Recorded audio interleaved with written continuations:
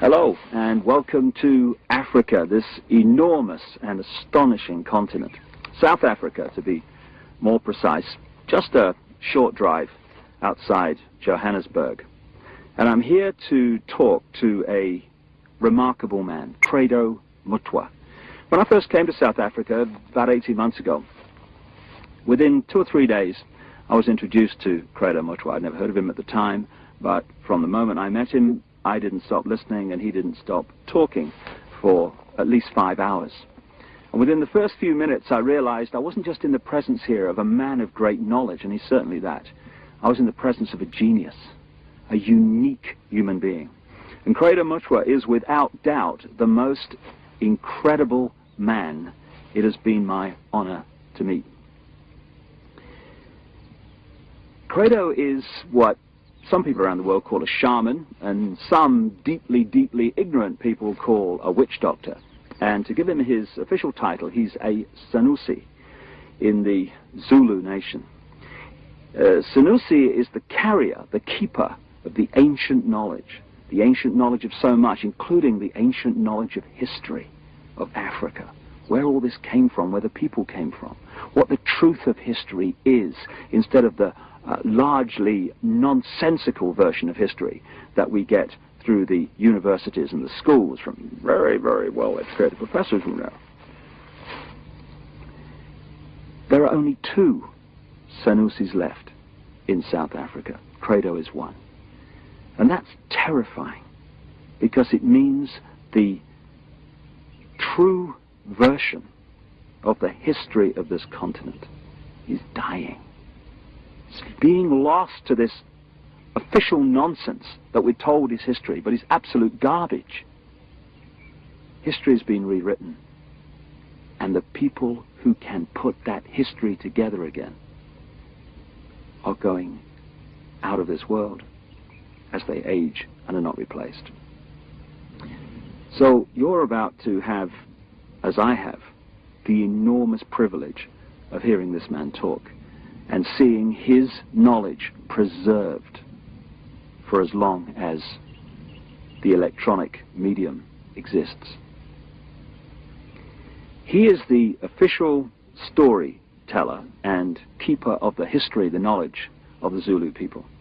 But you know, knowledge is a very dangerous thing when you're trying to hold people down into a mind prison, you're trying to manipulate them, you're trying to control them. And so people like CREDO MUTWA, who have the knowledge to rewrite history and therefore rewrite the present, they are very dangerous people to those that wish to control and suppress. This man has had endless threats to his life, endless attempts on his life, right up to the last few days. And he has upset the hierarchy of his own people as much as he's upset those others in other cultures and other races that wish also to suppress the truth for reasons of preserving their own religious domination or keeping people in ignorance.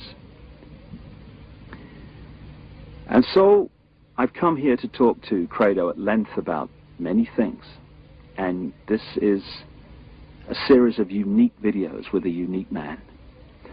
And what we're going to start out with is to concentrate on a bizarre story, an off-the-wall story, you would think, but one which he is confirming at every turn from his own background, his own unique knowledge of this continent.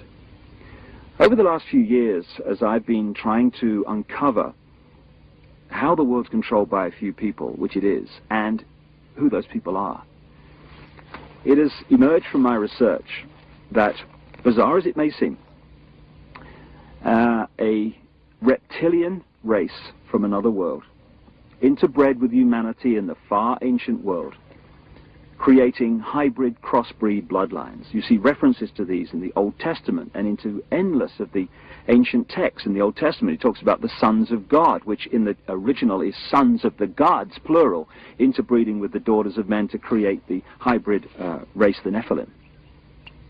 These gods were the literal gods of the ancient people, and they used to sacrifice people literally to the gods. And these crossbreed bloodlines, as ancient accounts tell around the world, were put into the positions of ruling royal power in the ancient world. And then, as is happening today, when you do the genealogy of the ruling families and the ruling positions of power in the world, be they the 42 presidents of the United States up to Bill Clinton, be they the British royal family, be the aristocracy of Europe, any of these key ruling elites, the top of the banking system, the top of the global business system, you hit the family lines which go back to these same ruling lines of the ancient world, royal lines, that the ancient accounts say were the crossbreeds between humanity and these reptilian gods. In other words, a reptilian extraterrestrial race has been controlling planet Earth for thousands of years to this day and putting its genetic compatible bloodlines into the positions of power as presidents, prime ministers, banking leaders, business leaders, etc. And this explains so many things, where we get the divine right of kings from, the divine right to rule because of the bloodline, the genetics. Why these ruling families of the aristocracy and the royal families have always incessantly interbred with each other, just as the Eastern establishment families of the United States do, that produce so many presidents and banking leaders and administrators of government in the United States. And astonishingly, bizarre as I keep saying, and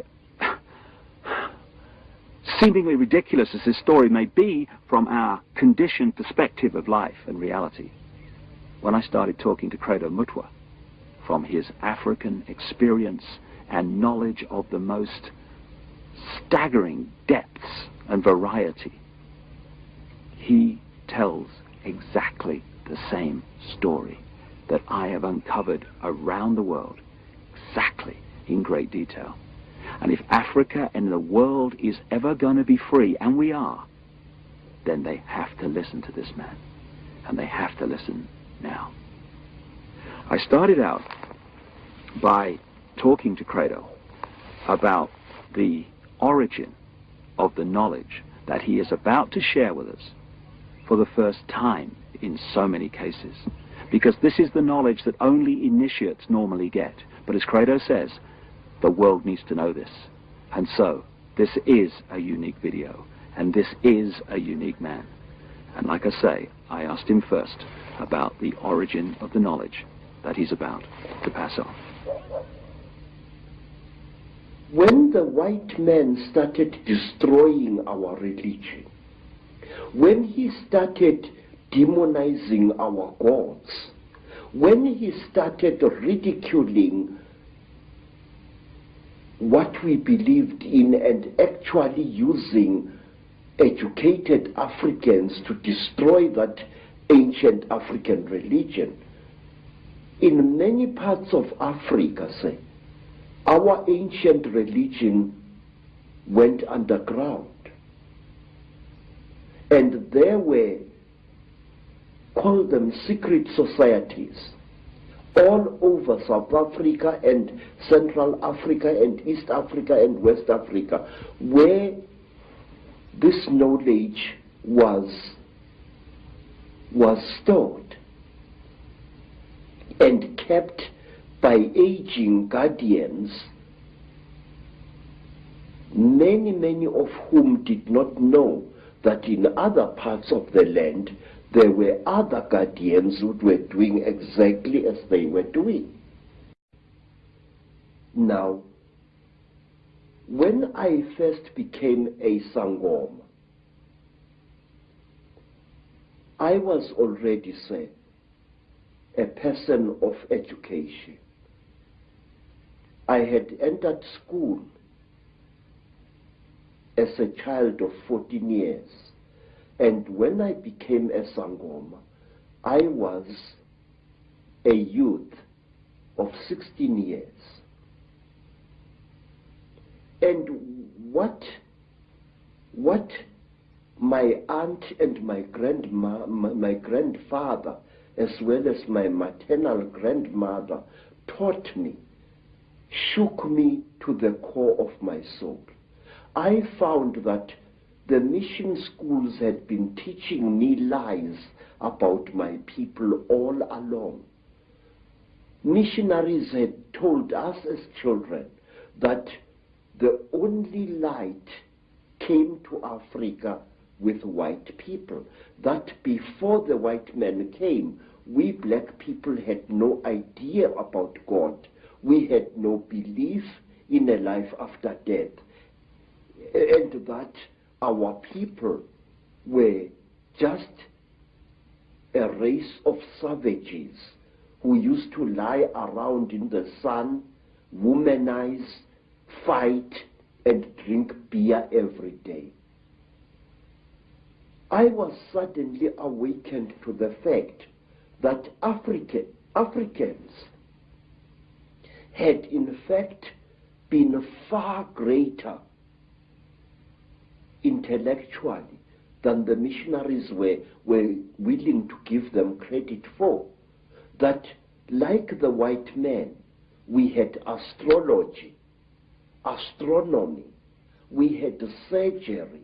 In fact, I found that Zulu surgeons in the early years of the 19th century and the 18th century and even beyond could perform operations which white surgeons were not capable of operating. And the more I learned about my people, the more I wanted to learn.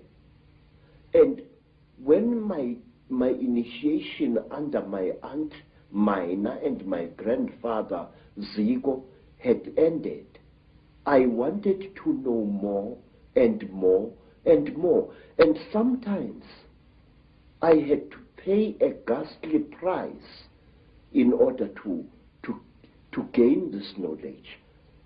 In one place, here in the northwestern Transvaal, my teachers found that I was really uncircumcised. And they told me bluntly that if I wanted to be a member of this secret society, I had to undergo circumcision. And I did, and it was screamingly painful, I assure you, because it was done with a clasp knife, which somebody must have blunted a little bit, just to make sure that I got the message. Well, I had the same done, but I was asleep at the time, so we have that in common. And say, in some places in Southern Africa, if you wanted to learn the secrets of a certain secret society, you had to do dreadful things which I cannot repeat here. And at one time, in Barotse land, in the west of what is today Zambia,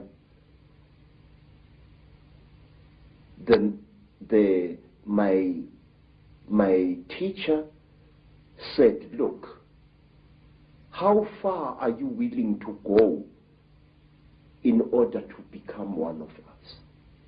I said, I am willing to go anywhere. He looked at me and he said, listen, educated man, we are tired of people like you. White men come amongst us to milk our minds and then to kill us. We want to be sure that we can trust you. And wait, sir. I said, great one, I am willing to do anything. He said, are you? I said, yes. And then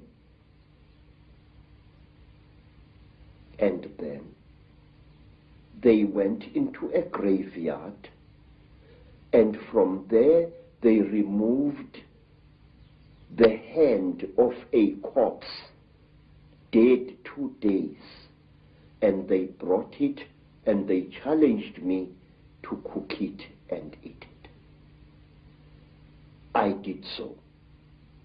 And these were the peoples who first told me about a race of highly intelligent beings which they called the Chitauri, the talkers, a race of creatures which look like reptiles, who have ruled the world for hundreds, if not thousands of years. Through this dreadful act, I was able to gain knowledge which was denied to even the highest Sangomas, because they would not go through the ritual I went through. This is how secret knowledge is protected in Africa. So, and at one time, let me tell you another thing. Again, in Barotse land, on the border between Angola and North Rhodesia, as it was called, I was brought into a hut. And in the hut was a young woman. She was as black as ebony, and her hair was like a huge black cloud on her head. Her teeth had been sharpened in the Barotse fashion until they looked like those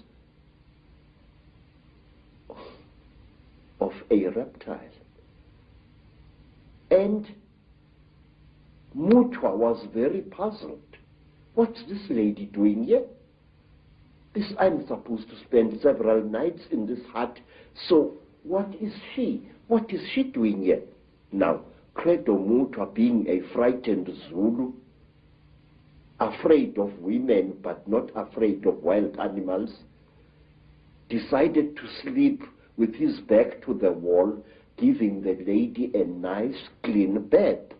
And on the following day, CREDO MUTWA was fined 15 pounds by the local chief because I had refused a sacred gift.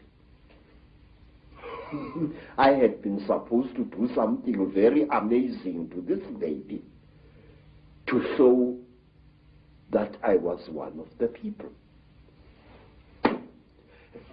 Bad luck. Bad luck. But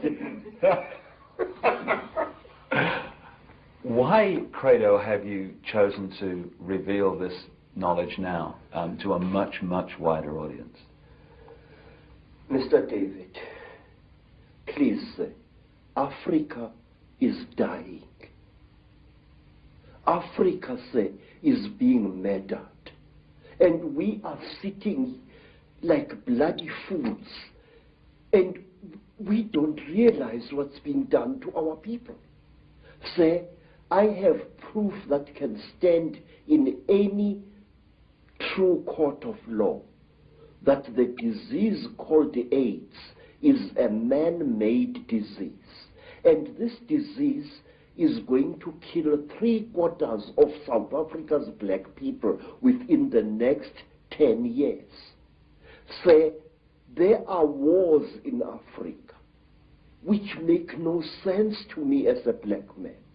Please, when people fight a war, Mr. David, why do they fight? People fight in order to get rid of something that is giving them pain. Whether that something is a tribal chief or a corrupt modern government.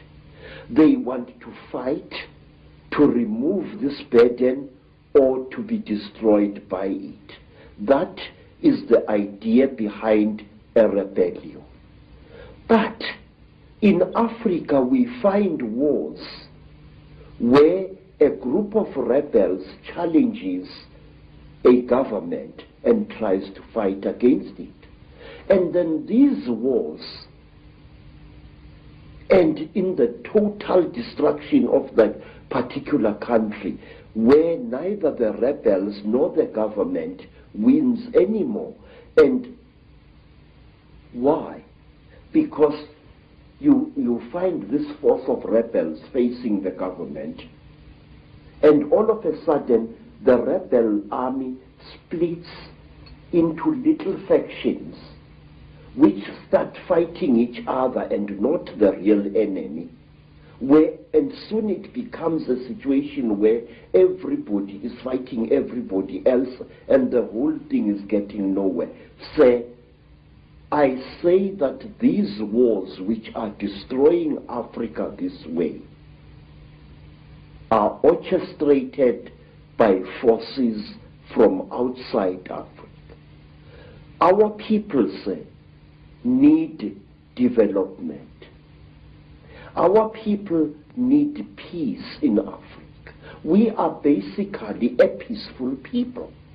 We are not warlike. Don't let historians tell you a lot of rubbish. Africa is not perceived by the people outside her as she really is. One, my people are Zulus, a tribe famous for warrior exploits for many, many years now. But wait, do you know, sir, that Zulu people actually hated war and didn't love it as historians would have you believe? We Zulu people call war impi, I-M-P-I, and we call evil imbi or ububi. Now the word imbi and the word imbi come from exactly the same root, which means that which is evil. We call copper itusi, which means the helper, the frightener away of evil spirits. But we call iron insimbi, which means the evil metal, the metal of war. Now, when a Zulu went to battle, he spiritually prepared himself for fighting. But when he came back from battle, a Zulu would undergo a ceremony of purification, a very, very painful ritual, which lasted for some 7 days before he was even allowed to touch his wife. But wait for this. In England,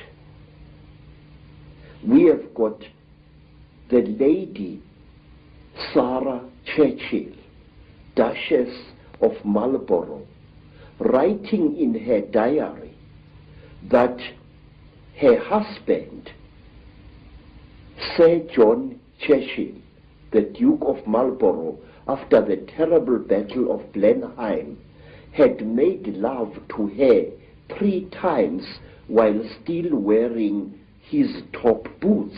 Wait, sir. Listen to that. Here is a man coming into his tent or whatever it was, with his boots still stinking with the blood of horses and the blood of men, and probably with human flesh still attached to the soles of those boots. Here is this man making love to his wife. What kind of attitude is that? That a man would come smelling of death and destruction to desecrate his wife in 3 torrid sessions? We never did that in Africa. We hated war, and furthermore, our people, the black people of Southern Africa, are accused of having been a poppycocks. Zulus were a female-dominated society.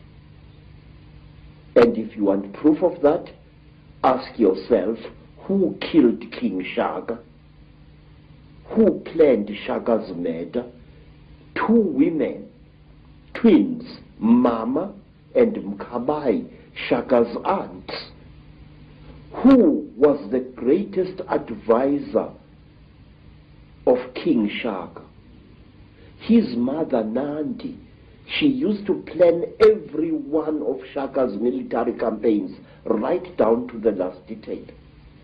So, everywhere in South Africa, our word for great also means female, but that is something we shall discuss at another time.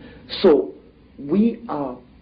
Africa is being murdered, and a race of people which once founded some of the world's greatest civilizations is being cruelly exterminated, and our politicians appear to be hypnotized as like a little antelope hypnotized by a python.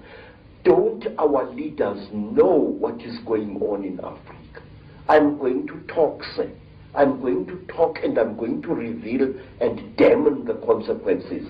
I am not a brave man, but it's high time somebody stood up and exposed the conspiracy around Africa and her people. So let's start looking then at the force that is the common theme through all this history to the present day that's been manipulating these highly malevolent, highly destructive situations. My own researchers around the world has certainly focused in on the fact that there is a force, not of this world, shall we say, that is the common theme. What is your experience and your knowledge of an extraterrestrial involvement in the history of Africa?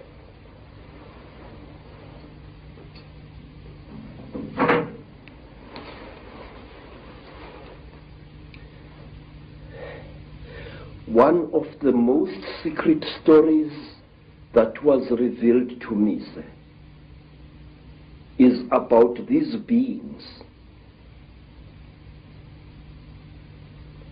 This story was revealed to me first in Barotsident, then in the country today called Rwanda, once known as Rwanda Urundi. Then I learned about this story at that time on the foothills of Mount Kilimanjaro. This is the story, a story you find throughout Africa. There was once a time when the blue sky was invisible, when the whole world was covered with mist, when you could not see the sun as it is now, you only saw it as a splash of white light moving slowly across the sky. At that time, there was an eternal drizzle every day of the year. At that time, people could not see the stars. People only saw the trees growing, trees which were very, very big. There was no desert at that time, only jungle everywhere where you were. At that time, sir, people were what we call in Zulu, ngubili. A human being was both male and female in one body. And out of the sky, one day, came terrible objects. They were like gigantic bows made of huge gleaming gold. They were shaped like bows without strings, and they were bigger than the biggest mountains. They came out of the sky bringing great noise, black smoke, and fire with them. And out of those huge objects, came them. At that time, sir, human beings could not speak. We had no gift of language at that time. And people had, however, great mental power. A man would go into the bush and, using the power of his mind, actually call out an animal which he wanted to hunt and kill for his children. And the animal would appear and kneel down before the man, and the man would kill the animal and take it home. But when the Chitauri arrived in Africa, they told our people that they were gods and that they were going to give us human beings great gifts on one condition: we had to worship them and accept them as our creators. Some told our people that they were our elder brothers and that this earth had produced them generations ago. And they said they had come back to the green womb of their mother and that they were going to make us into gods. What they did, they created a very strange pair of caves in the land. They dug 2 caves. In one cave was a green light, in another cave was a red light. And they drove human beings into these caves. And each human being had to choose which cave the human being wanted to go into. And those who went into the green cave came out as women.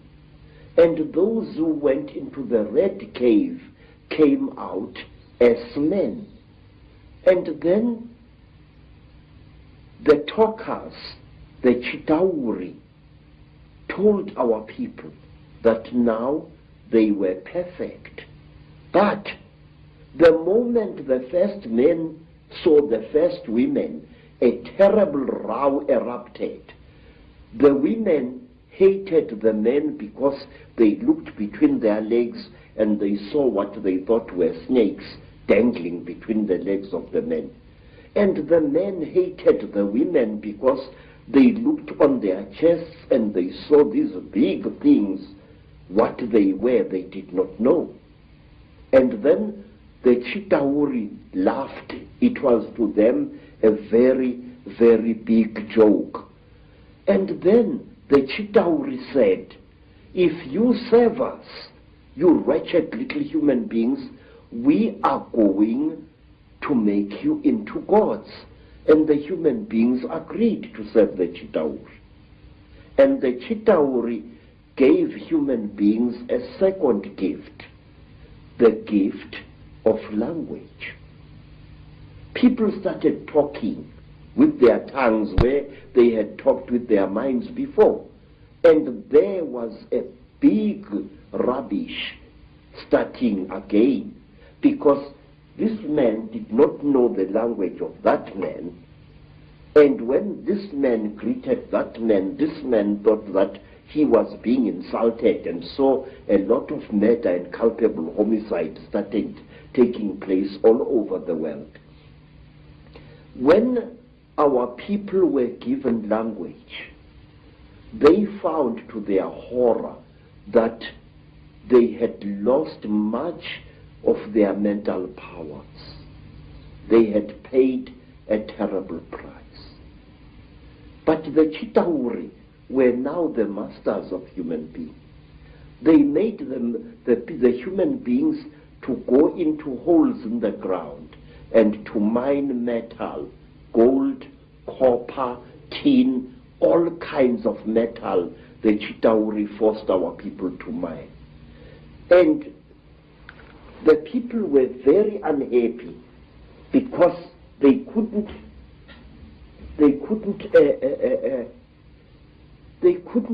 cope with the new sexual differences which were there now between men and women.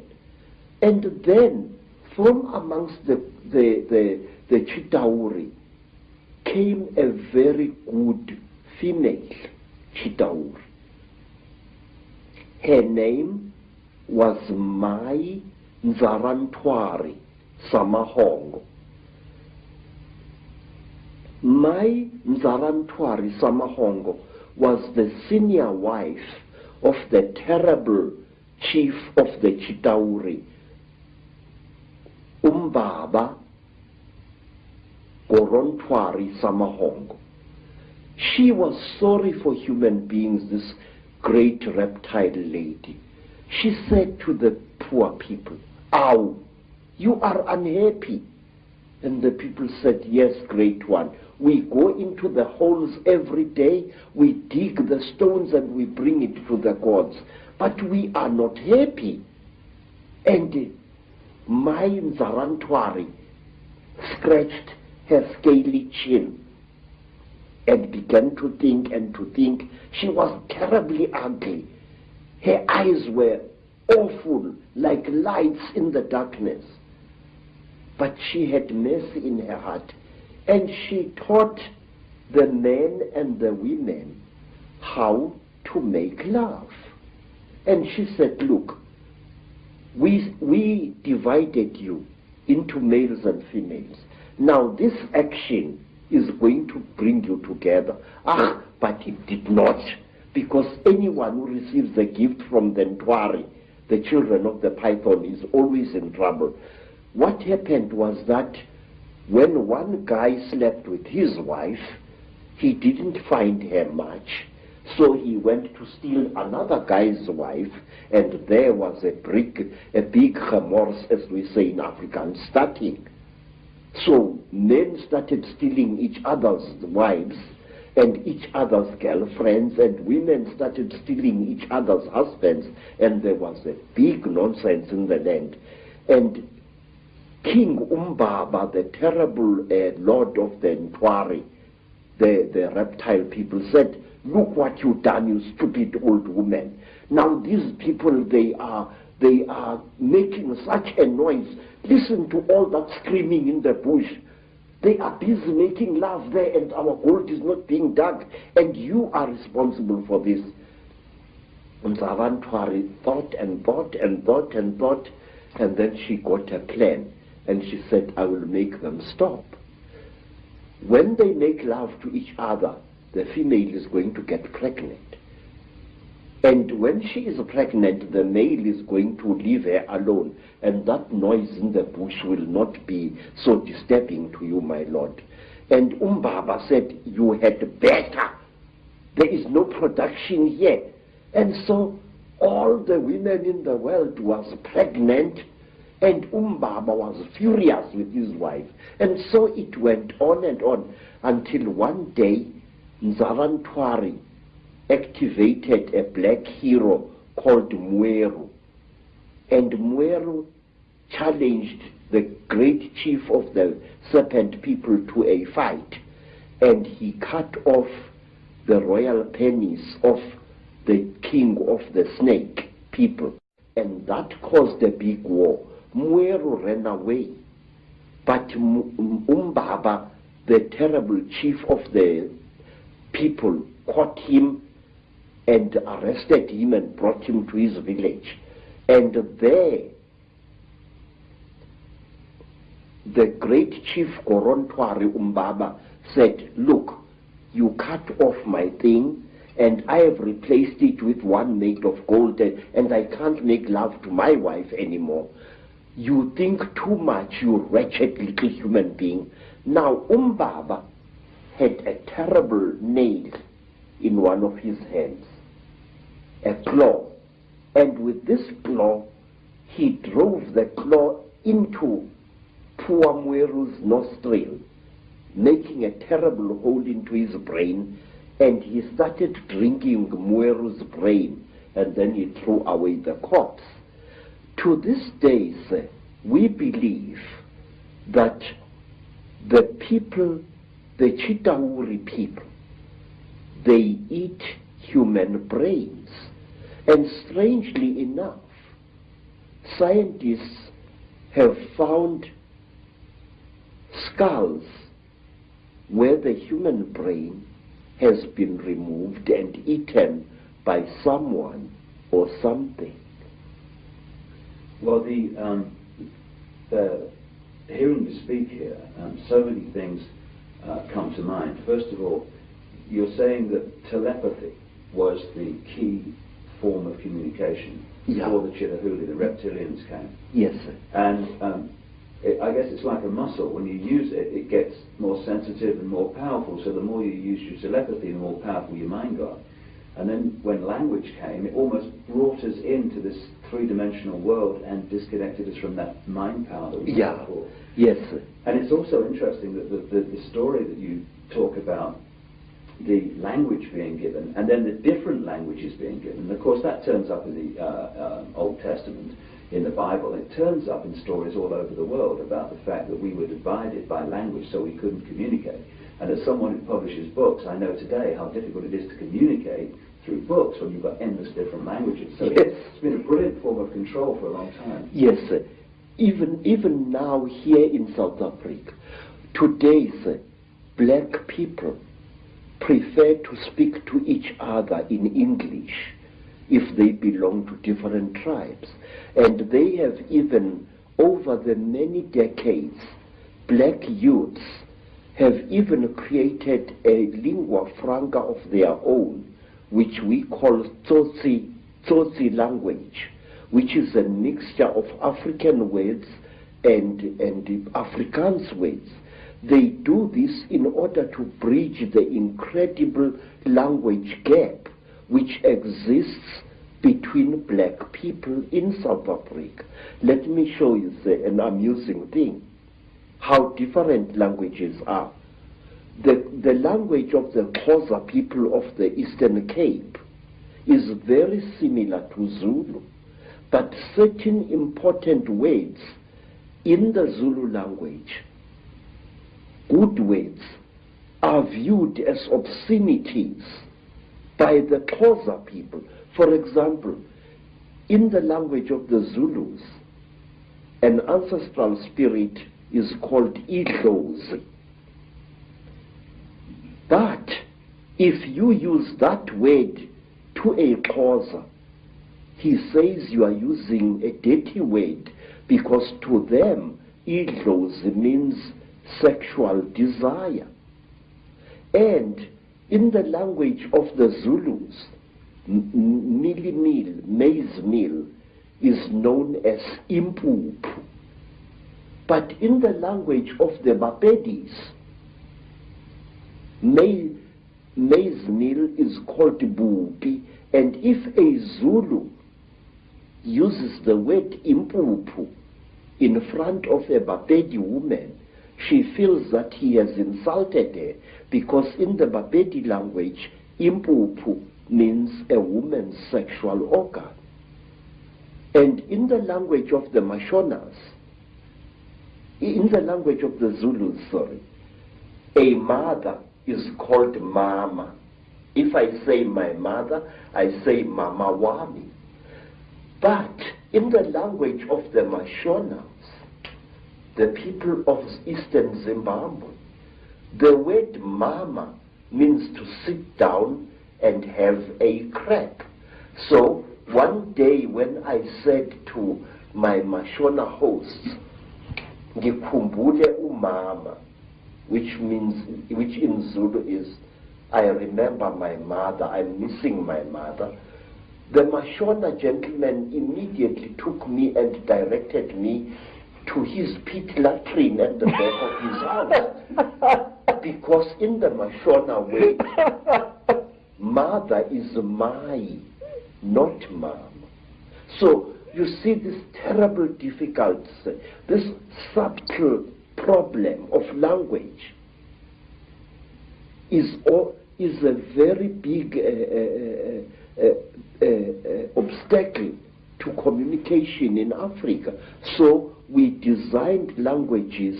There's another language called Fanagalo, which is a lingua franca consisting of African words as well as nonsense words and Zulu words, which was used a lot in the mines in the 1930s, 40s, and 50s. So, to bridge this great language gap, we have created artificial languages in Africa, but today English is the preferred language of communication. Some say we should learn French, also another language of communication in Africa. Some of the problems of language can be funny, but it is the same situation, the divide and rule, that is actually, in other expressions, created this tremendous turmoil in Africa and other places in the world. Yes. And we're looking, from my research, and staggeringly hearing you talk, you're saying exactly the same as I've come across. It's incredible confirmation that a reptilian race from another world has been behind the manipulation of humanity for a very, very long time. Now, what do these Chitahuli actually look like, the reptiles?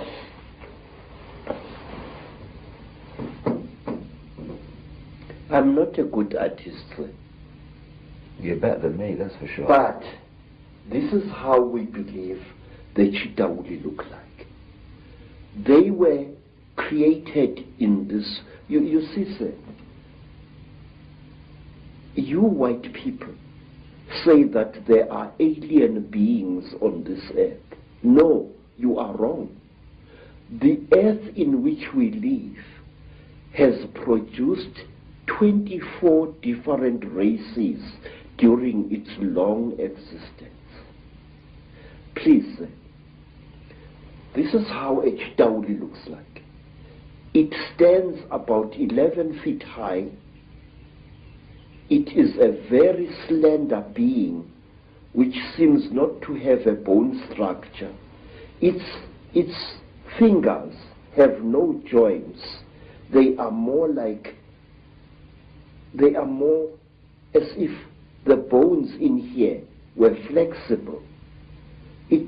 Some of the Chitauri have got 3 claws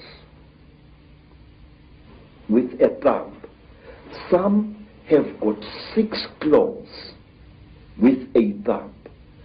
And some of the Chitauris have got horns on their heads. And what surprises me is this. Some film producers, like the producers who make the film Star Wars,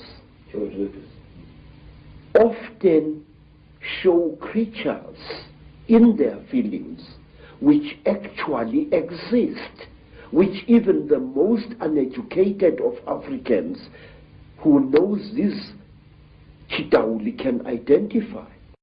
For example, in the new Star Wars film, what is it called? Star Wars or something like that.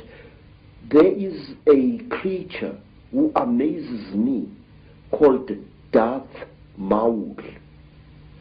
Darth Maul is a red and black being with a ring of small horns right round his head. That is exactly what the Chitahuli look like. Some have got ordinary heads without any horns on their heads. These are the lesser Chitauli. But the royal Chitauli have got a ring of sharp horns all around their heads. And the very high Chitauli, like their king, Mubaba Samahongo, they have got very long horns which grow this way. Not that way like a bull, but this way like certain antelopes.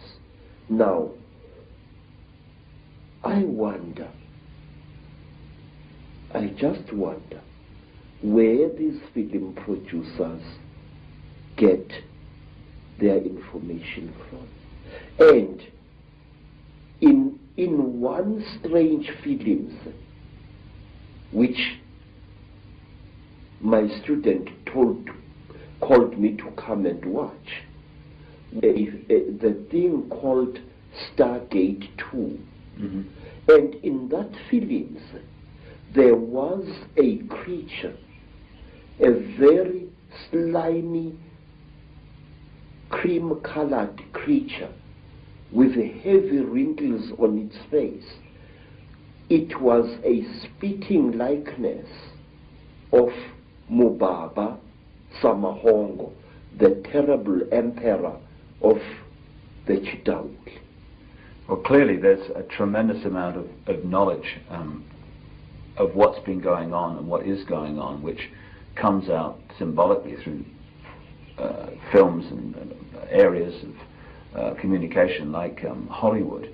But the thing that I'm totally stunned the more I talk to you about this is because I've been all over the world having people give me descriptions of seeing reptilian type figures, particularly people in positions of power in the world, changing into a reptilian figure and coming back again. And what they describe seeing is exactly what the knowledge of ancient Africa talks about seeing. We're talking about the same people there, which is an astonishing confirmation. And the eyes is something that keeps coming up being described. Yes. Tell me about the eyes of the Chitahuli. Say, a warrior Chitauri has got eyes like a snake. These eyes are yellowish with split pupils and they glow in darkness. So if a Chitauri, a warrior Chitauri, one of the lesser classes, is hiding in a cave, you can see its eyes burning. But a royal Chitauri has got 3 eyes. It's got the yellow eyes, which glow in a strange, almost ice-like way, like jewels, like certain types of yellow jewel. And then they have got an eye in the center of their foreheads, an eye which doesn't close up down like a normal eye does, but which closes from side to side and which opens this way. Now this eye of the Chitauri is the eye that kills, because it can knock a man down just by the fire, the glare that comes out of it. Is this where the a constant recurring theme of the evil eye comes from? Yes, sir. Yes, sir. In fact, Mubaba, the emperor of the Chitauri, who is said to be still alive today, Mubaba has got a central eye. His other 2 eyes were stitched shut by a jealous wife. But his killing eye, the Samahongo, the terrible red eye, opens. He can even open it like this. Mr. David, I would like to share a little thing with you. It is this: the best way to protect an evil thing is to deny its existence. And if you talk about things such as the Chitauri, if you talk about things such as the Mandinda, there are many people who say to you, rubbish, this thing does not exist. Now, in this way, this great evil is protected by being denied. One day in my long travels through the world, I was in New York, in that place called Harlem, and I saw a graffiti on a wall along a passage, and the graffiti was, there is no such a thing as the mafia, and we will kill any asshole who says that there is. In this, again and again, sir, in America, people deny the existence of the mafia, and by denying it, actually protect it wittingly or unwittingly. There are those who deny that a national and international conspiracy exists. They deny it ferociously, but by denying it, they are actually assisting it and actually protecting it. We must stop denying the existence of these things. We must stop saying that there are no Chitauri, that there are no aliens, that there are no Illuminati. There are. I could tell you for hours. For example, do you know what we Zulu people call a person, a very, very clever person, a very, very wise person, a person who has received light from God? We call him Umkhanyiselwa. In other words, the illuminated one. Khanyisa means to light up something, and Umkhanyiselwa is somebody who has been lighted up by the gods. So you say Illuminati, I say Umkhanyiselwa. It's the same thing. And my research very clearly, and again, you're right, there's tremendous denial. This is the fact. Even among conspiracy researchers, there's tremendous denial that the Chitahuli, the reptilians, and the Illuminati are actually the same thing. Exactly, sir. Because amongst my people, we say that when two Chitauri are challenging each other for power, and they must fight a duel with their terrible eyes, they start glowing like fishes deep in the sea, and the faster they glow, the angrier they are said to be. Now that is why there are certain parts of Africa where people are advised not to walk at night, because that is where the Chitauri often fight. And one of these parts of Africa, sir, is a remarkable place called the Mountains of the Round Rocks, Matopo, wrongly pronounced Matopo, in Zimbabwe. These hills are really not remarkable in themselves. These hills are said to be the one place in Africa where the Chitauri have been seen. And these hills is where Cecil John Rhodes lies buried, but there is more. You must visit this place at one time. Amongst the rocks on the Matopo Mountains, you find a species of lizard which you don't find anywhere in Africa or the world. A species of lizard which responds to the call of a human being. When I first arrived in 1958 in the land called Rhodesia, now known as Zimbabwe, I found an African there who was a tourist attraction. He was a game warden who made strange sounds, calling out,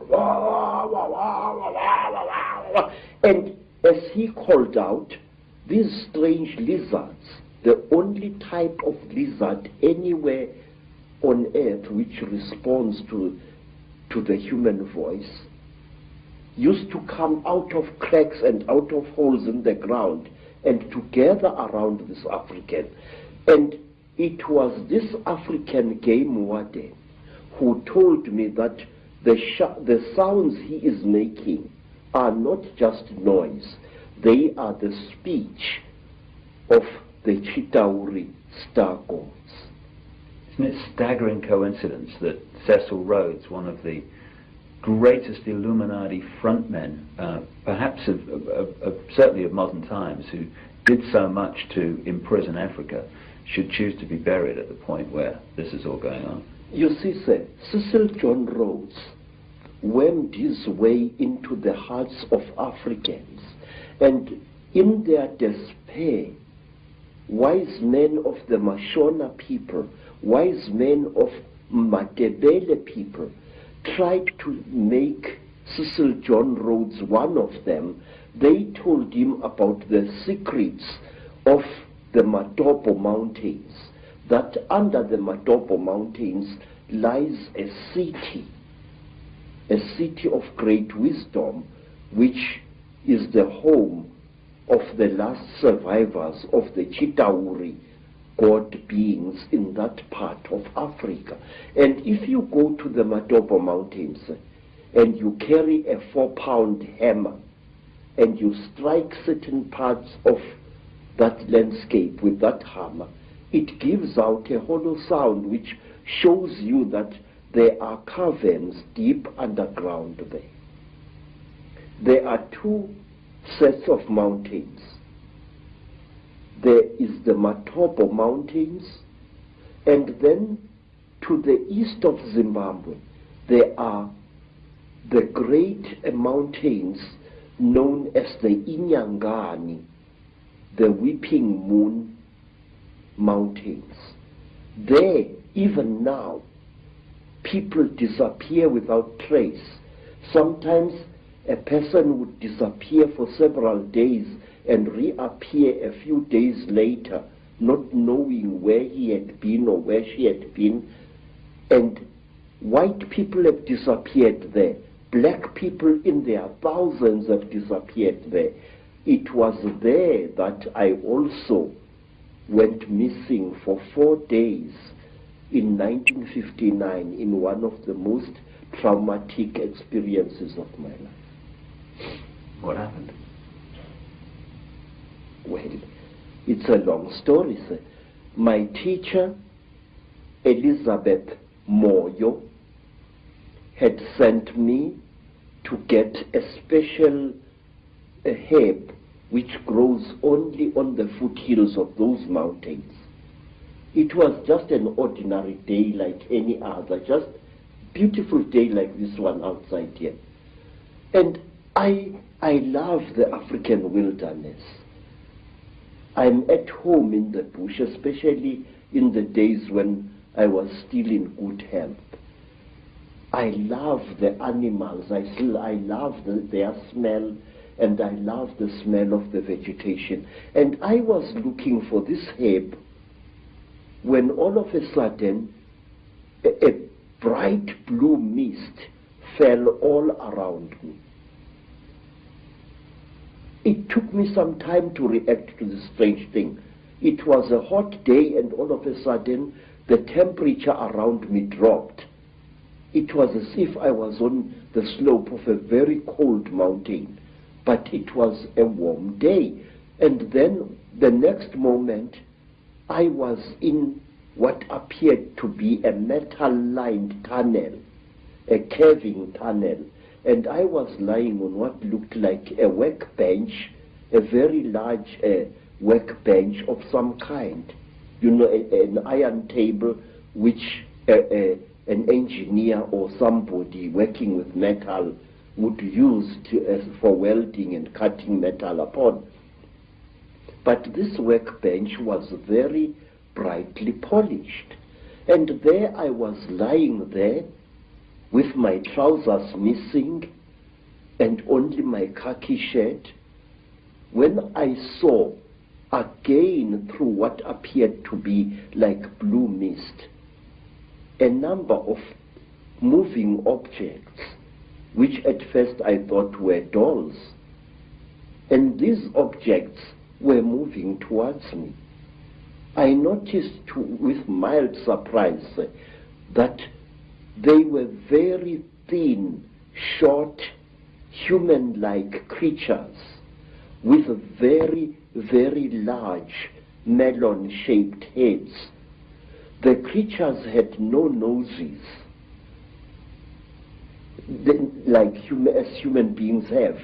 They had only small little holes on either side of where the nose would be, and their mouths were like knife cuts at the bottom of their faces.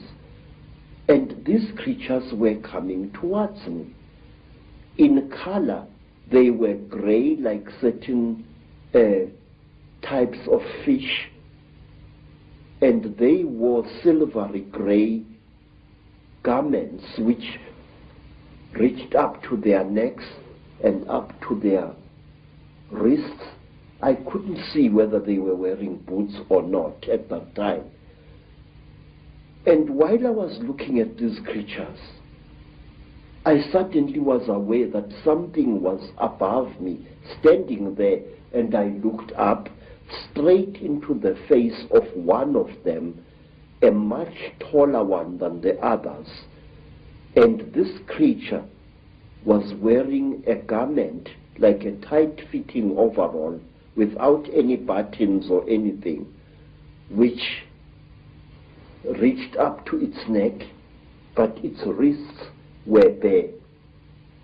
I noticed that the creatures had very long fingers. Its fingers had extra, and each of its fingers had an extra joint, and it ended in a claw, a black claw like that of a chicken or a certain kind of bird, and that its thumb was not here, but here in the middle of the hand.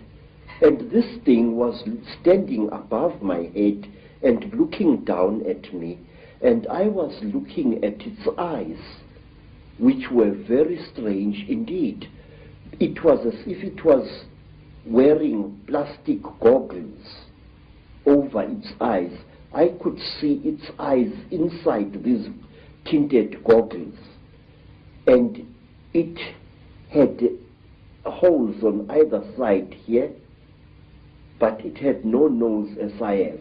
Its jaws were very small, and its mouth was a slit with tiny little scale-like things where its lips should be.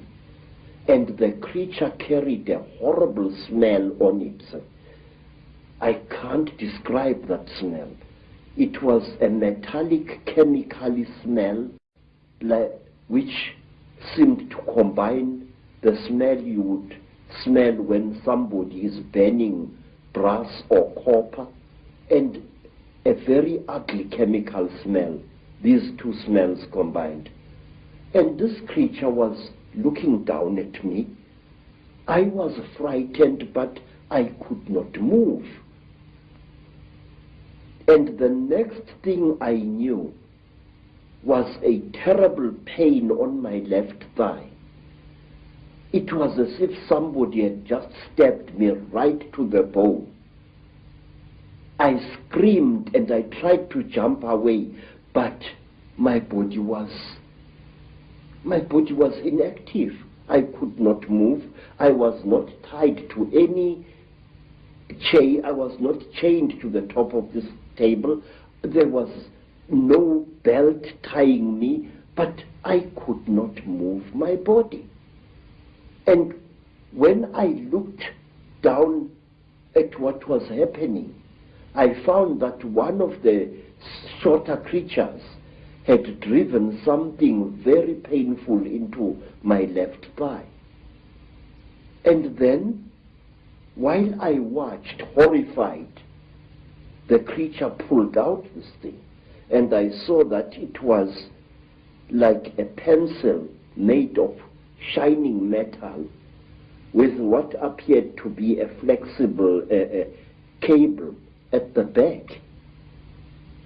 And before I could do anything, my head was seized by the creature above me, it caught me on either side of the head like this. And then a third creature drove something into my right nostril here. It was as if I had been shot. The pain was so terrible, sir, that I screamed and screamed. Blood filled my mouth, blood spattered out of the nostril, and the creature did not seem to care. I was stupefied. The pain was so intense, so terrible. And then, quietly, brutally, the creature pulled out the thing that it had stabbed me in the nose with, and blood flowed into my mouth, out of my nostril, and I was choking. And then the big creature coldly turned my head this way, so that blood came out of the mouth, and which gave me some kind of relief. And after what seemed like an eternity of pain, the creature brought something out of somewhere which looked like an old-fashioned tea strainer in appearance, and it put this thing close to my nose. And then I seemed to drift away, and the pain subsided. You know, sir, it was torture so intense that even now I can't describe it. And then something else happened. A fourth creature started rummaging between my legs, and it pulled out my organ of manhood and stuck something into that. It was very strange, but I wasn't feeling any pain now.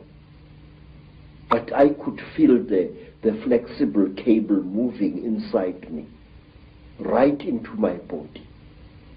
And then, I can't describe it.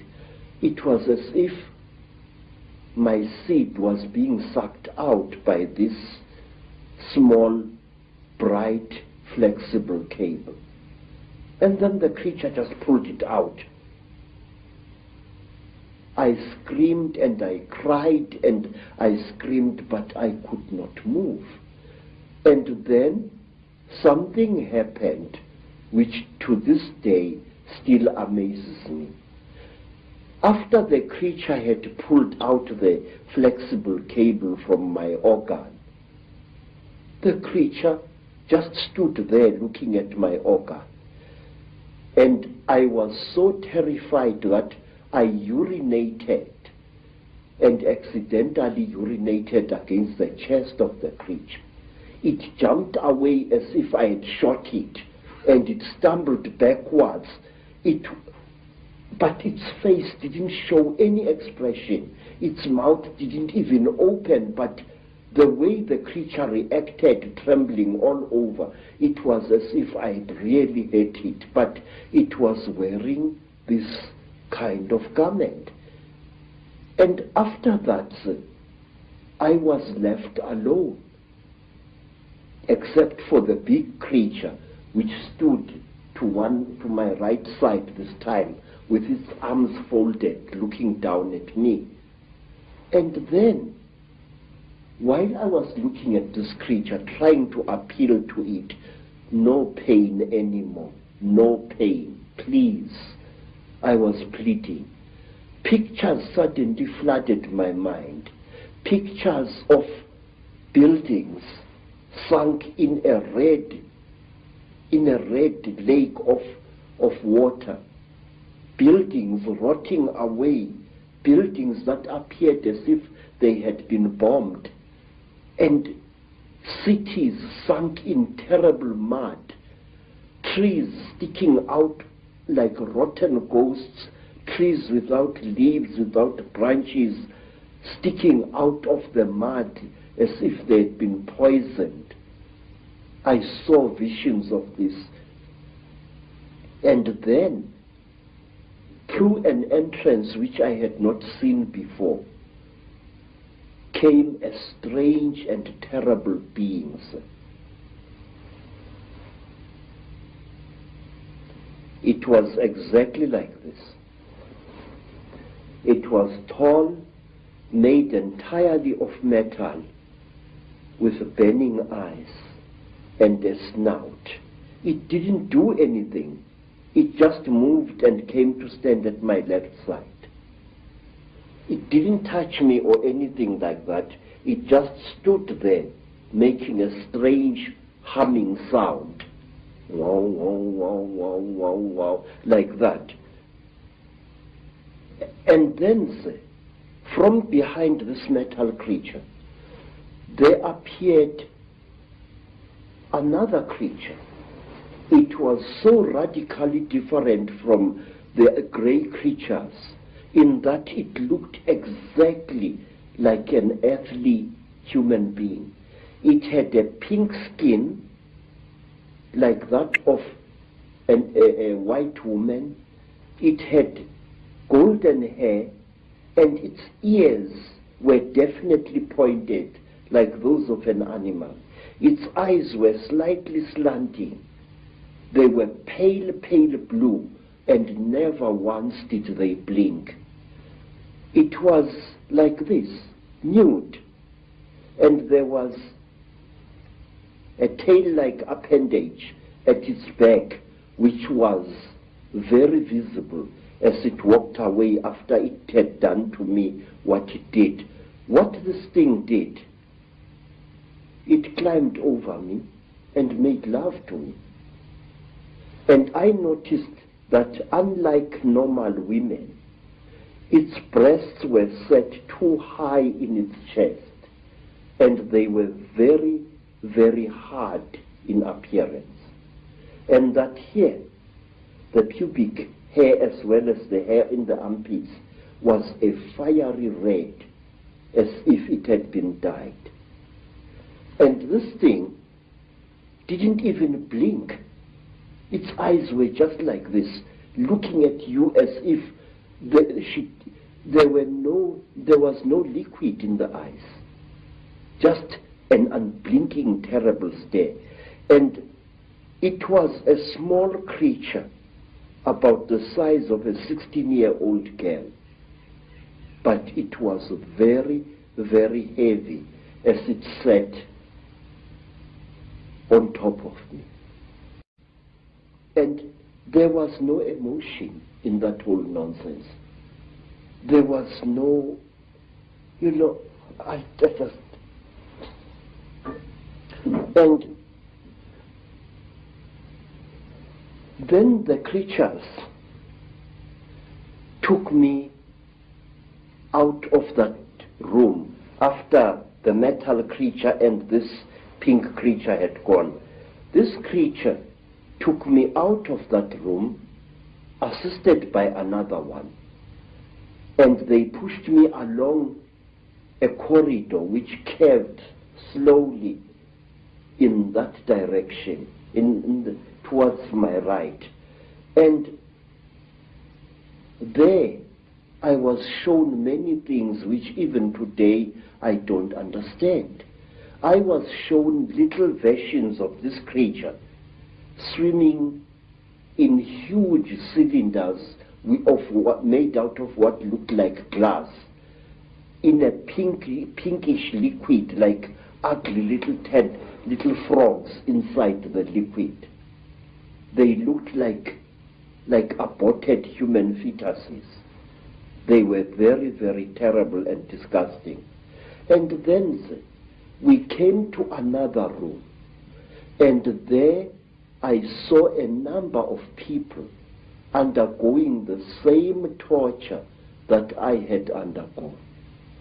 One particular person whom I passed very close to was a white man, definitely a European, with a yellowish beard and moustache and long, straggly blood-crusted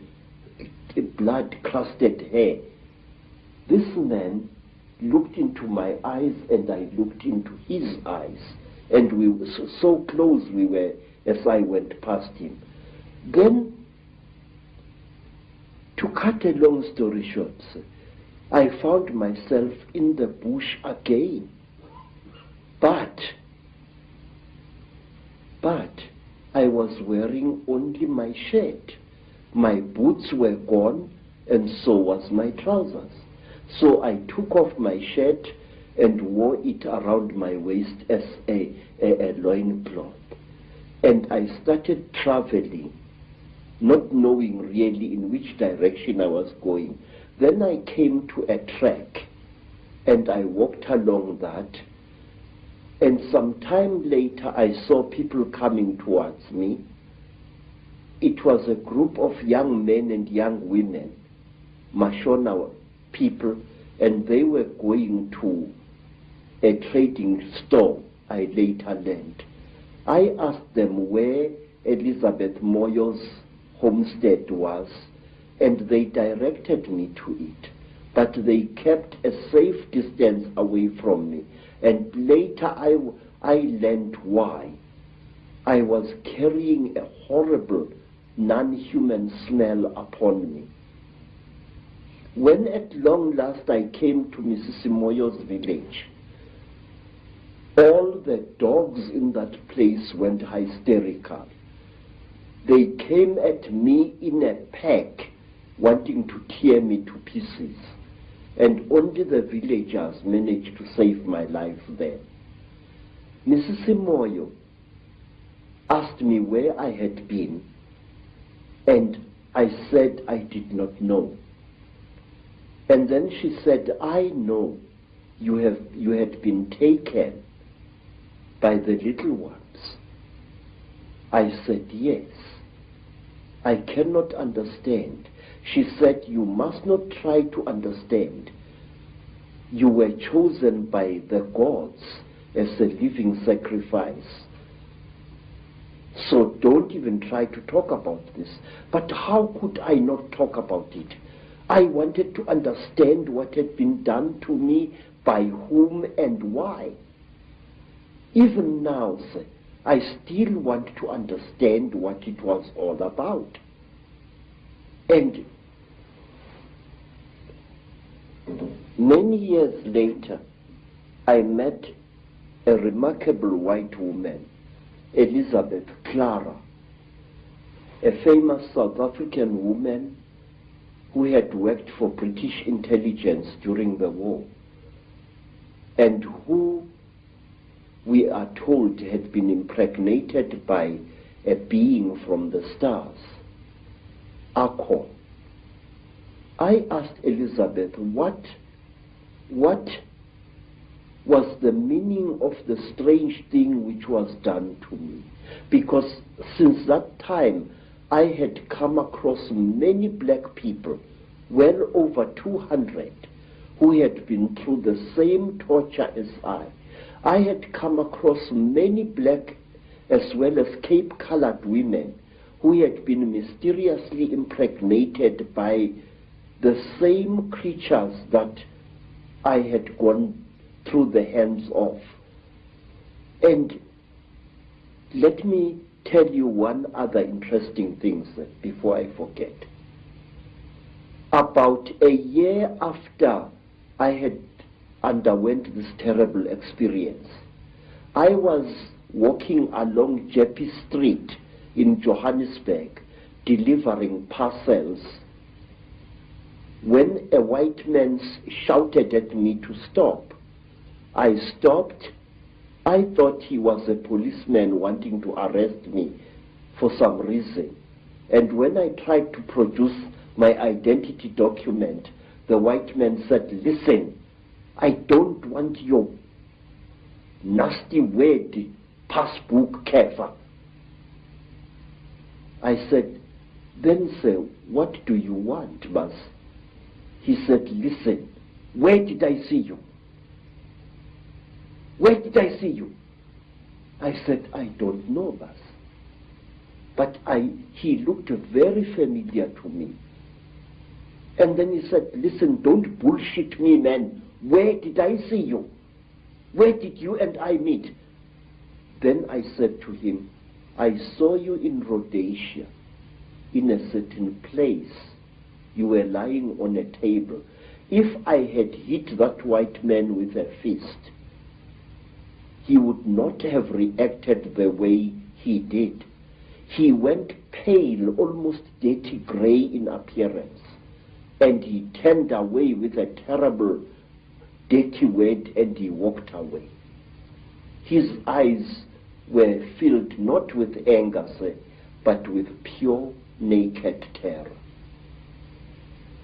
Astonishing story. Yes, sir. But there is more, sir. There is more, because I still want to know what was done to me.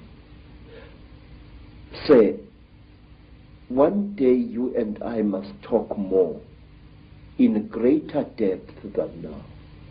I would like to tell you that since that time, I have found that I know things that a man of my standard of education shouldn't know. These hands, and those who know me can confirm this, these hands not only have made these sculptures using ancient African metal casting secrets. These hands, believe it or not, can make guns and working jet engines. And one day I wish you to come back to South Africa and I will show you one of these things. I know things which I shouldn't know, and it started at that time. Now, you see, sir, I want to know, what am I? Since that terrible time, my life as a man was really messed up. And one day let me tell you, sir, since that time, I have become a very confused creature.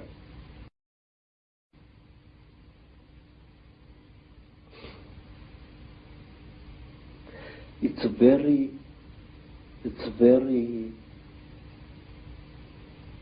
embarrassing, really. But since that terrible day, I became bisexual, which to me as an African is very, very disgusting. Since that time, my mind doesn't seem to be my own. I think about things that a man like me shouldn't bother himself about. I worry about people. It's sickening, sir. I have ruined my life because of worrying about people.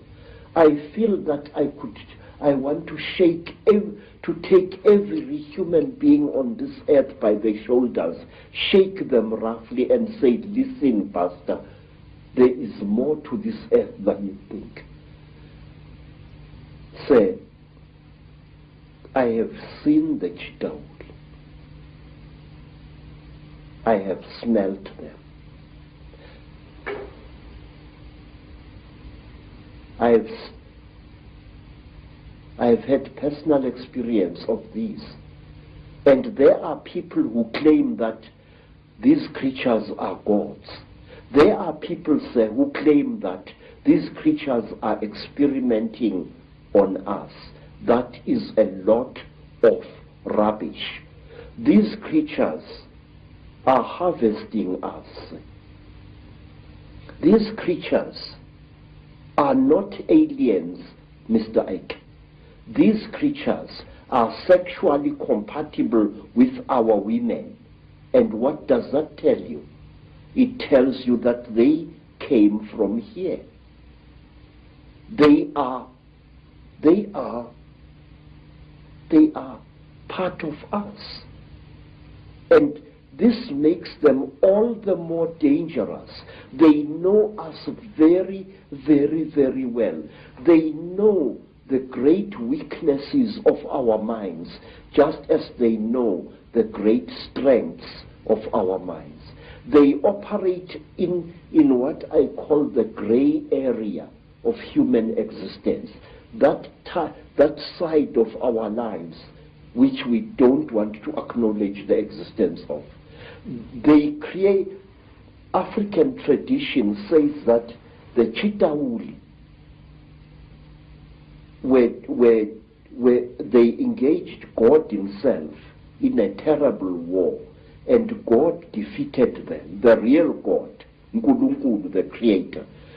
God defeated them, and he closed their mouths so that they are unable to talk or to eat food anymore.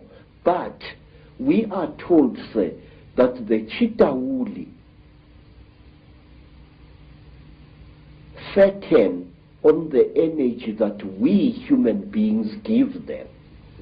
They make us to fight each other. And when the whole land is drowning in death and fear and terror, when hundreds and hundreds of people are angry and afraid, the Chitauri get fat because they eat that what we call the dark power, which is brought about when human beings destroy the planet on which they live. They feed off human emotion. Yes, sir. Very, very intense human emotion. We are told, for example, that if you see a Chitauri walking through the bush or just standing there and looking at you, and you are accompanied by your wife or your girlfriend, you must immediately make love to that girlfriend and release as much emotion as possible, and the Chitauri will be pleased and will walk away from you and not harm you. And another thing, sir, we are told that the Chitauri eat energy which is generated when hundreds of human minds or one human mind starts thinking at certain levels. We are told that the Chitauri want us to think at certain levels. Certain wavelengths. Yes, sir. And they reward us with long life. May I ask you, sir, have you ever thought as a thinking person, why is it that in the great universities of this world you find professors who think at certain levels and who live unnaturally long lives? Albert Einstein, Raymond Dart, Robert Broom, all these professors live a long, long time. And my Aunt Mina, the last Sanusi in South Africa other than myself, is as active as a young girl, and yet she's close to her 99th year of life. My stepmother, Rose, she has lost nearly all her children, and she is still alive. Extreme longevity is the reward with which the Chitauri reward you if you think at certain wavelengths. The description of your abduction clearly is describing what has become known as the Greys, what I think is also known by some as the Ant people, the grey figures with the big black eyes. How do you think they connect in with the openly reptilian? And do you think that the black covers of the eyes are covering some kind of reptilian truth?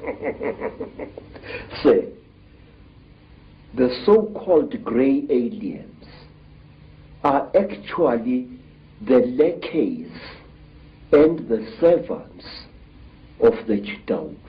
If you see a Chidaur and you see this, there is very little racial difference.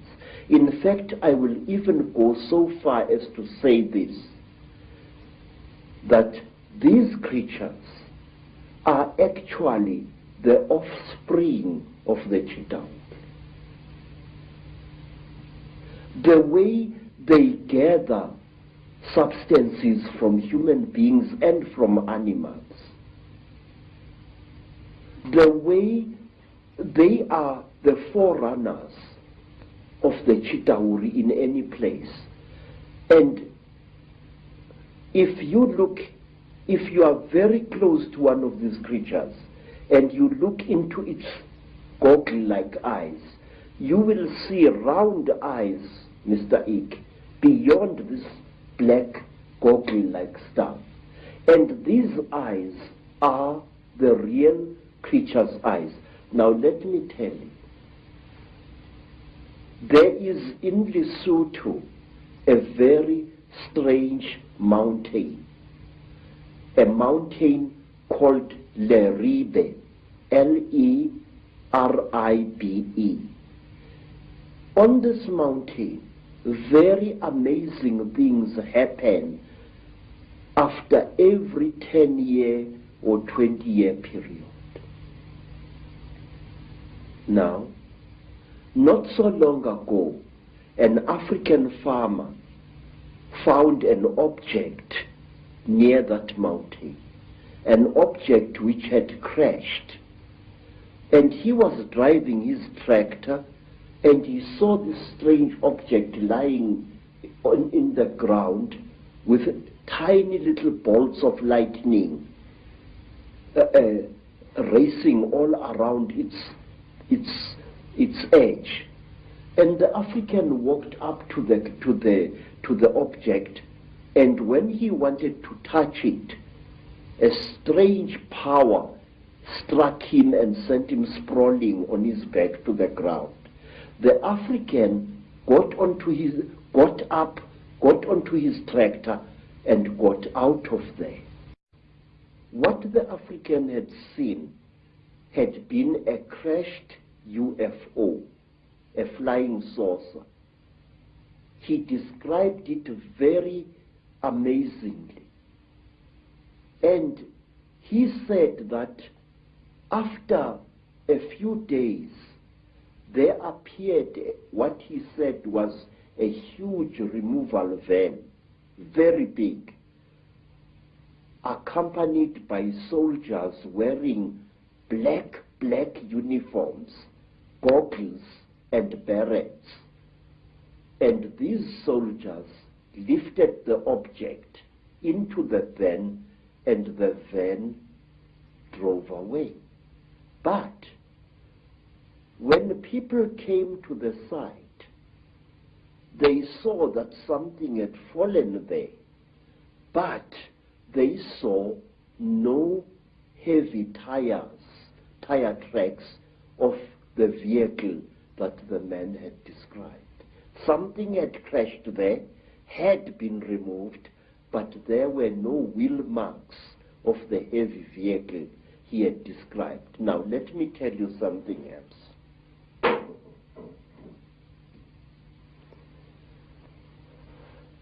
It was in 1958.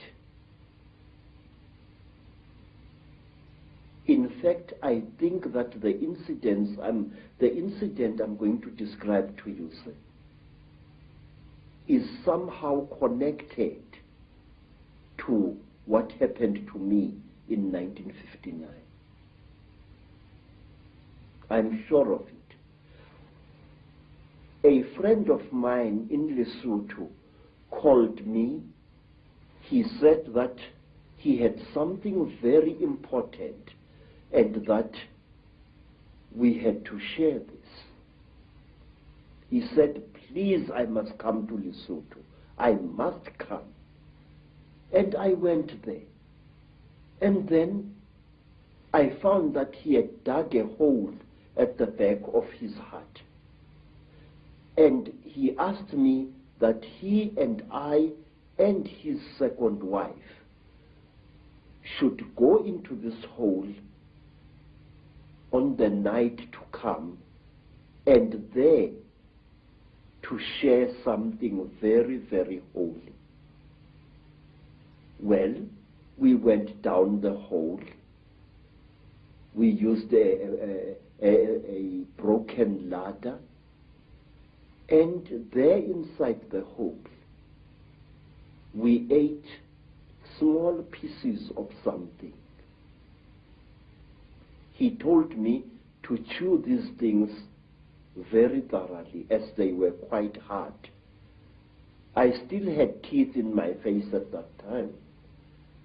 And I chewed and I chewed and I chewed and I chewed. But I noticed that what I was chewing was some kind of dry substance, and that it had the same taste that you would feel in your mouth if you sucked a copper penny. It had that coppery taste, like as if you were sucking an old copper coin. And then we left the hole and we went into his house. And on the following day, we all became terribly ill, very, very ill. Our skins erupted into a rash. It was very, very painful.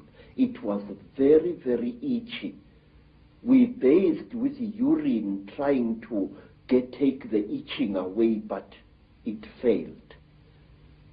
We bathed with sheep dip, and it failed.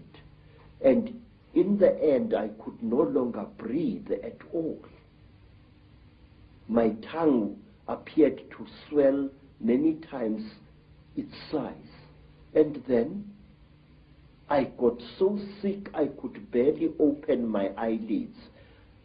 The skin was itching like mad, and I could barely breathe.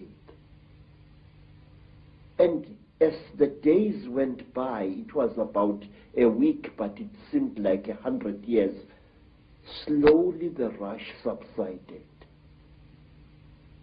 And my skin began to peel,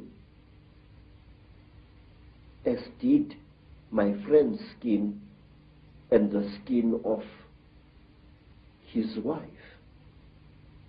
We were very, very, very sick. And when I could speak, I asked him, what was the thing that you gave me to eat? This is the thing that has made us so sick. Why did you do this, my friend? He said, look, what we shared was something that can only be eaten while you are hiding in a hole. And that thing is the flesh of a god. I said, God? He said, yes. I said, but I am sick now. He said, wait, you'll recover. You either die within 2 days or you recover. Now we are going to recover because we are still alive after 2 days. Mr. Ek, I can't describe to you what happened next. I wish you to imagine, sir, you are sick, weak, and feverish. Suddenly, you get stuck, staring, raving, laughing mad. We started laughing. Ha ha ha ha ha ha ha. It was utterly incredible. What had made us to What had caused the laughter we did not know, but we laughed for hours, all three of us. And then, when our jaws couldn't laugh anymore, a new thing happened. My friend's eldest daughter gave us all water. And when I drank that water, my sense of taste was so heightened that I was utterly shaken. Ordinary water from a mountain spring tasted like, I don't know like what, like wine, like something out of I don't know where. My taste buds must have been souped up somehow. And then another feeling, which I cannot describe, fell over all of us. It was a feeling as if we were one with the entire universe. When I looked at a tree outside my friend's homestead, it was as if that tree was a multicolored living rainbow. When I looked at the mountain far away, my sense of sight was so intense that I could see colors beyond colors. I can't give you any other description. And then say, afterwards, I was very weak, but with a monstrous appetite. And then I left my friend's homestead and returned to South Africa. Every step of the way, I seemed like a person reborn. It was a feeling that no words can describe. And when I asked my friend by letter afterwards, what was this God flesh? He said it had been the flesh of a puana. What we call the grave. Yes, sir. People who say that these things don't exist had better think again. They are tangible, they are smellable, and furthermore, they are edible if you are willing to take the risk. In Africa, we have an ancient custom whose existence many people deny today, that anything that claims to be a god should be eaten. There are places in Africa even now where if you are a spiritual person and you are sick, well, let me tell you what happened to me in the country today called Zaire. I got sick, sir. I was undergoing yet another of my 7 initiations, and I fell sick from very bad running stomach. And I was so sick, everything that my friends, white friends and black friends could do failed to help me. And then one night, some of my teachers came to me and requested that since I was going to die, would I please allow them the honor of eating me after death. Now, sir, it's a very good thing to be invited to a dinner, but not when you happen to be part of the menu. And I recovered so quickly that I escaped from that area in one of their ramshackle buses, and I never went back. Thank you very much. Fear can be a wonderful medicine sometimes, and it was with me. Do you think, Credo, that those senses that you experience, that really heightened sense of everything, of oneness, of whatever, are the very senses that the Chittahuli have manipulated out of us? I do, sir. I do very much. They were senses like no human being possesses. May I add, no human being possesses anymore.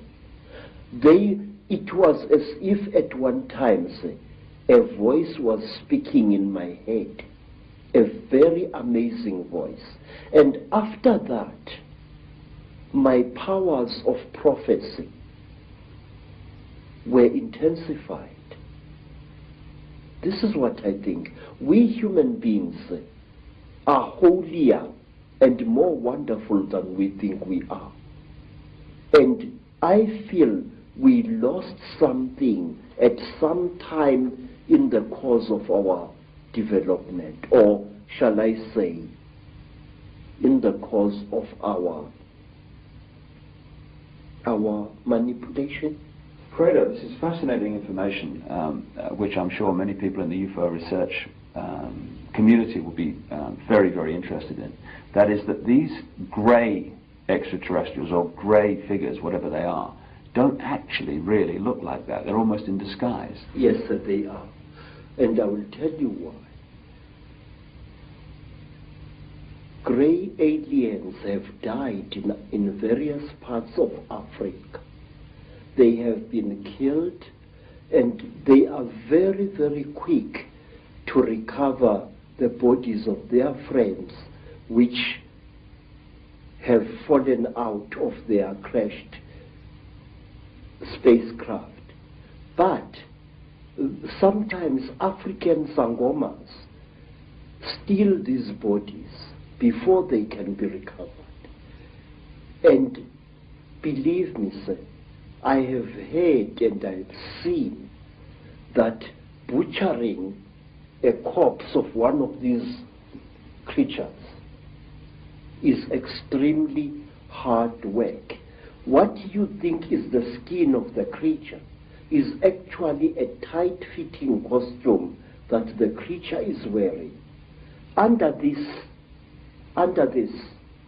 grey costume, the creature, say, is pinkish white, like a freshly skinned animal, and its eyes are round with split pupils.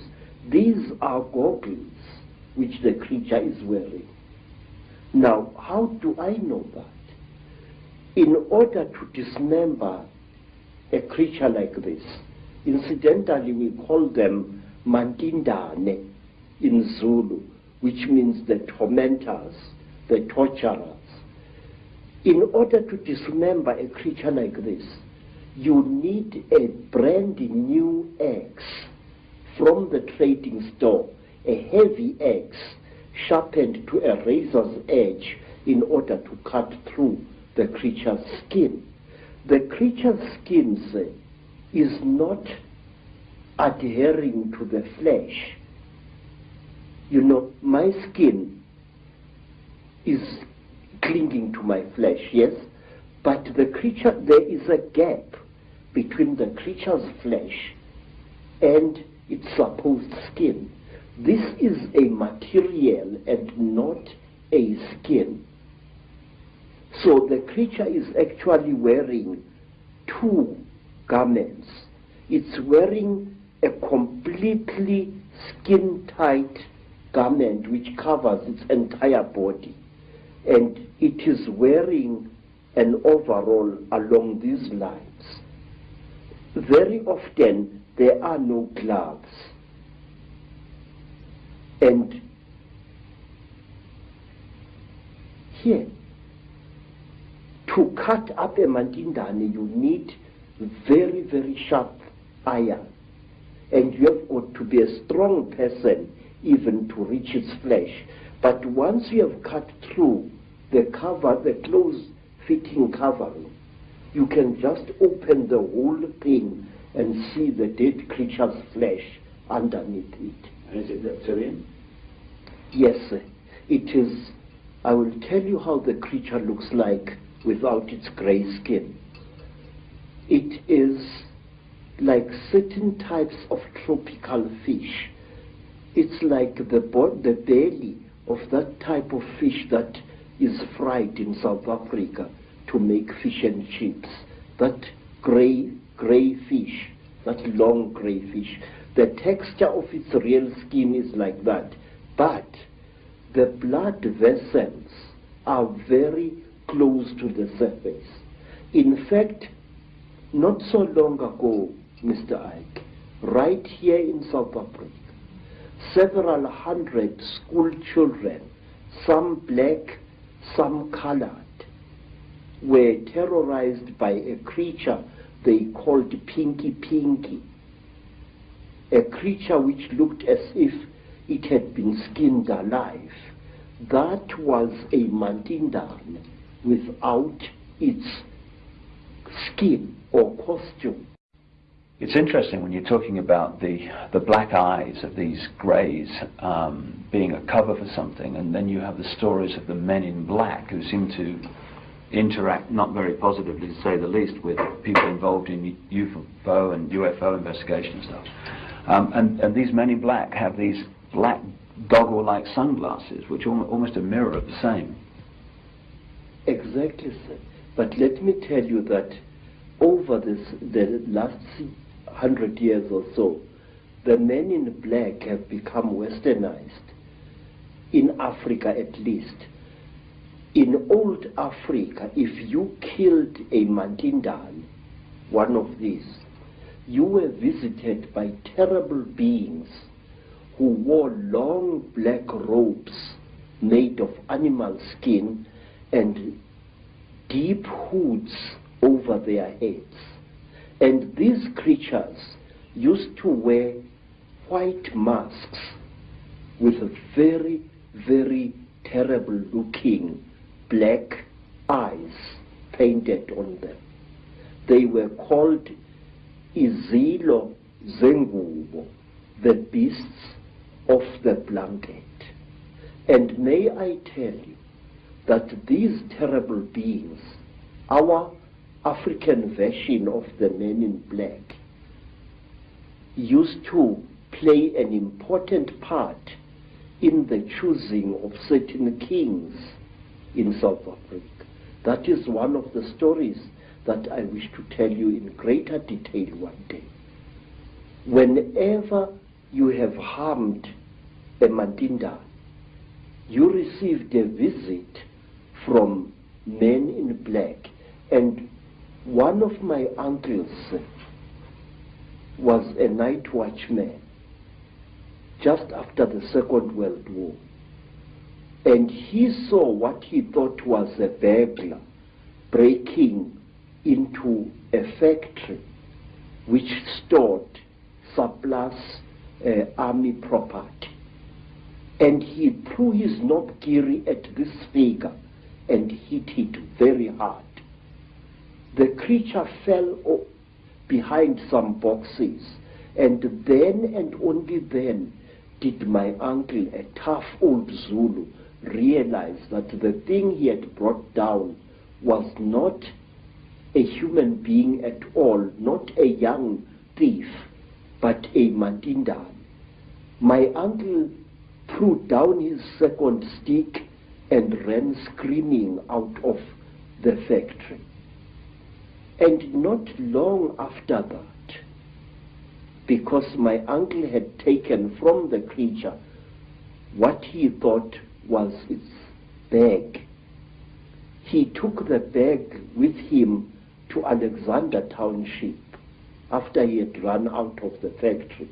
But he could not open the bag. And while he was sitting in the shack in Alexander Township, just near Johannesburg, there arrived at his shack 2 white men who posed as detectives. And these so-called detectives told my uncle's common law wife that she must give to them the bag that my uncle had taken from the little man.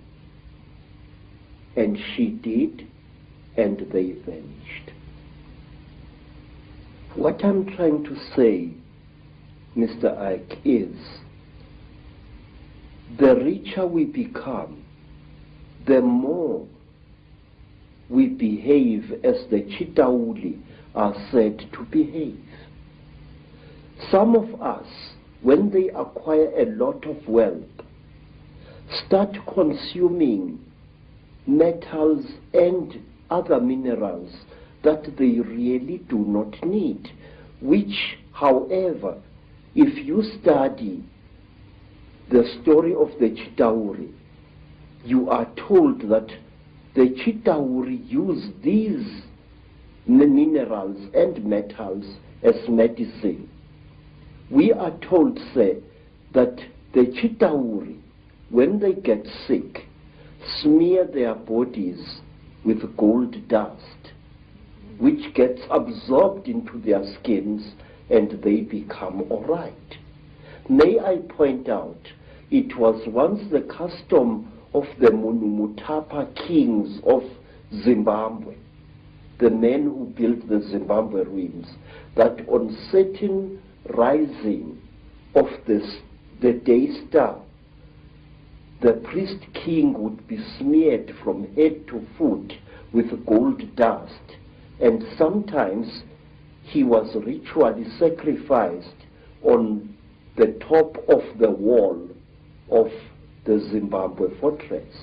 And to my amazement, when I visited South America, I found that the ancient Mayans had exactly the same custom where a god king was smeared with a mixture of fat and gold dust. And I know from my own research that the Maya people and the Central and South American people have a massive accounts and legends of the same reptilian gods. Yes. The thing is, if you read the ancient stories of our people, or you listen to them spoken by the storytellers, you find that we human beings are somehow programmed to alter the world in which we live and render it uninhabitable to ourselves. We are told, say, by the griots of Nigeria, by the griots of the Dogon people, that at one time, a few thousand years ago almost, the entire Sahara Desert was not a desert at all. In fact, photographs have been taken of the certain parts of the Sahara from high up, which show ancient irrigation systems where there is now wind-blown desert. Questions: are we being used as instruments for the destruction of our own species? I say yes. The wealthier a person is, the more like a Chitauri he or she behaves. Some wealthy people even go to the extent of throwing away their old spouses and acquiring new ones, exactly as King Samahongo of the Chitauri does. He kills and eats all his wives when they can no longer make love to him properly, and he acquires new ones. He killed and ate 36 of his wives over a long reign, and only one wife was cunning enough to keep out of his clutches. You see millionaires divorcing their wives and acquiring new wives. And the Chitauri, unlike traditional Africans, believe that a female is inferior to the male. And so do the wealthy people who acquire great wealth in this world. They tend to look down upon women and even to abuse them.